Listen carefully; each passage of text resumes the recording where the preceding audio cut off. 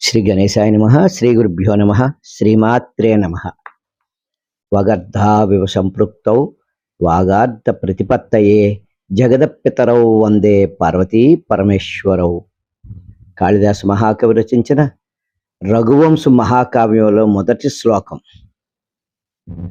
సనాతనులు, నిత్య నూతనులు, పార్వతీ పరమేశ్వరులు. అందరికంటే ఎవరు ముందున్నారు అంటే పార్వతీ పరమేశ్వరులు ఉన్నారు. ఈరోజు ఎవరున్నారు? నిత్య యవ్వనులు అంటే వారే. శివుడు లేని ప్రదేశం లేదు, శివుడే ప్రపంచము. అందుకే శివుడు ఆజ్ఞ లేనిదే చెమైనా కొట్టదు అన్నారు పెద్దలు.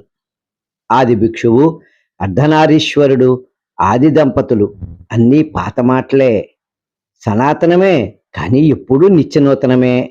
సూర్యుడు తూర్పును ఉదయిస్తాడు, అంతేకాని నిత్యనూతనం.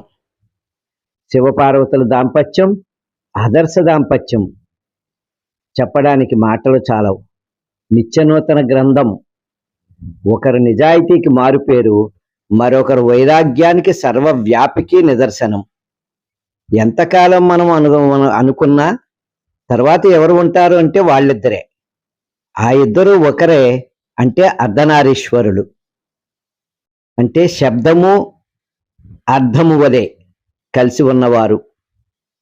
జగత్తుకు తల్లిదండ్రులైన శబ్దము అర్థముల వలె కలిసి ఉండే నిత్య సంబంధం గల పార్వతీ పరమేశ్వరులను శబ్దము అర్థముల యొక్క జ్ఞానము కొరకే కాళిదాసు మహాకవి నమస్కరించుచున్నాడు.